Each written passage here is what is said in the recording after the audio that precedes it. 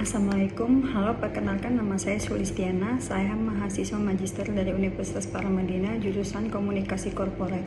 Pada kesempatan ini saya akan membuat video untuk tugas UTS dari mata kuliah teori dan praktek komunikasi yang diajarkan oleh Pak Wahyu. Pertama-tama di sini saya akan menceritakan pengalaman pribadi saya yang saya alami secara singkat. Saya mempunyai pasangan dari tahun 2004 dari hasil perjodohan antar orang tua kami. Lalu pada tahun 2013 ada suatu masalah yang membuat pasangan saya mengungkapkan bahwa dirinya adalah seorang homoseksual dan dia mempunyai pacar laki-laki yang dia tetap jalin hubungannya. Di situ dia menceritakan semua yang selama ini dia tutupi kepada saya. Lalu saat pasangan saya menceritakan itu, saya berat dan shock menerima pengungkapan dirinya, akan tetapi saya belajar untuk mendengar semuanya terlebih dahulu secara detail dan jelas, dan kami saat itu melakukan komunikasi secara terbuka perihal ini, dan saya pun memberikan feedback terhadap dirinya, terhadap pengungkapan identitas orientasinya saat itu yang dia ungkapkan kepada saya. Dalam masalah saya ini ada pengakuan dan pola yang digunakan adalah pola komunikasi interpersonal, pengungkapan diri atau self disclosure. Salah satu pola komunikasi yang paling menonjol dalam komunitas LGBT adalah coming out atau pengungkapan diri tentang orientasi seksual atau identitas gender kepada pasangan, keluarga, teman, atau rekan kerja.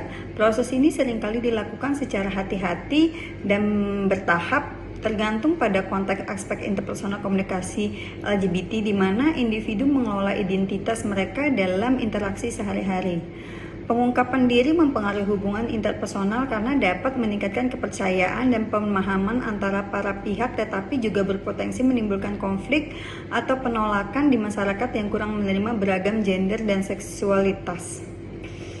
Dalam masalah yang saya hadapi, model komunikasi yang digunakan adalah model komunikasi interaksional dalam konteks pengungkapan diri atau self disclosure, menekankan bahwa komunikasi bukanlah proses satu arah, tetapi melibatkan pertukaran pesan dua arah yang dinamis antara pengirim dan penerima.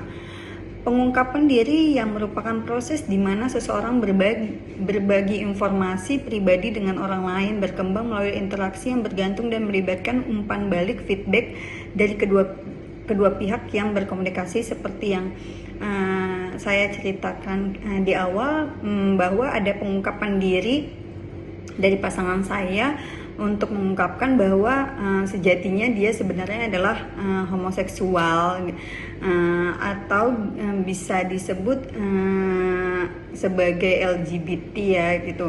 Terus dia mengungkapkan diri kepada saya, memberikan informasi pribadinya, dan saya memberikan umpan balik terhadap pengungkapan dirinya saat itu gitu. Jadi ada feedback dari saya kaget, feedbacknya yang saya berikan tuh sedih, terus marah, semuanya saat itu campur aduk gitu, dari ungkapan atau dari informasi yang dia berikan kepada saya. Teori yang bisa saya pakai atau yang mendekati dari pengungkapan dirinya pasangan saya saat itu dalam komunikasi interpersonal dapat dianalisis melalui beberapa model komunikasi, tetapi yang paling mendekati atau relevan dari masalah yang saya hadapi sering digunakan untuk memahami proses pengungkapan diri adalah teori Johari-Window dan social penetration theory. Johari-Window adalah model yang dikembangkan oleh Joseph Luff dan Harry Idham untuk membantu individu memahami diri mereka sendiri dan bagaimana mereka dilihat oleh orang lain dalam proses komunikasi interpersonal. Teori Johari-Window ini untuk menjelaskan bagaimana atau membantu individu memahami diri dia nih, bahwa pasangan saya itu ternyata dia adalah homoseksual gitu, terus dia mengungkapkannya kepada saya seperti itu. Terus teori penetrasi sosial yang dikembangkan oleh Irwin Altman dan Dalmas Taylor berfokus pada bagaimana hubungan interpersonal berkembang melalui tingkat-tingkatan pengungkapan diri yang semakin mendalam. Teori ini sering diibaratkan dengan metamorfora mengupas bawang, di mana hubungan dimulai dari pengungkapan informasi dangkal berkembang menjadi pengungkapan yang lebih mendalam seiring dengan bertambah waktu dan kepercayaan. Itu kenapa saya bilang teori ini lebih mirip dengan masalah yang saya hadapi, karena dari awalnya kan dia pasangan saya mengungkapkan bahwa dia itu adalah homoseksual gitu. Terus dia tetap akhirnya dari dia menceritakan mengungkapkan awalnya untuk bilang homo, akhirnya dia menceritakan tuh lebih, dan saya lebih gali mendalam gitu tentang apakah dia masih mempunyai pasangan lelakinya saat ini gitu. Lalu lah dia menceritakanlah semuanya gitu loh, dari dia awal kenal dan semua sampai sekarang, sampai saat itu dia masih berhubungan, sedangkan juga mempunyai hubungan oleh saya.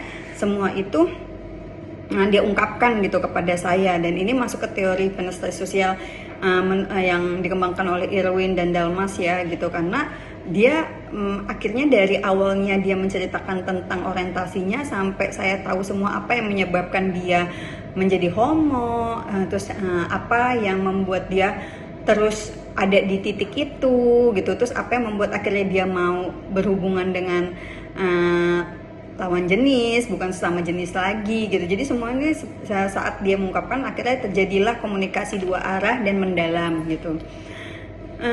Di dalam case saya, perspektif cara pandang saya terhadap masalah ini lebih cenderung ke mazhab interpretif, berfokus pada makna subjektif yang dihasilkan dari proses komunikasi. Dalam pendekatan ini, pengungkapan diri dipandang sebagai bagian dari bagaimana individu membangun dan menegosiasikan identitas dan hubungan interpersonal mereka dalam konteks sosial yang unik. Mazhab interpretif dalam proses pengungkapan diri menekankan pada makna subjektif yang dihasilkan dari interaksi interpersonal. Setiap pengungkapan diri dilihat sebagai tindakan sosial yang memiliki konteks dan makna yang berbeda bagi individu yang terlibat. Sekian yang saya dapat sampaikan, dan sebelumnya saya ucapkan terima kasih.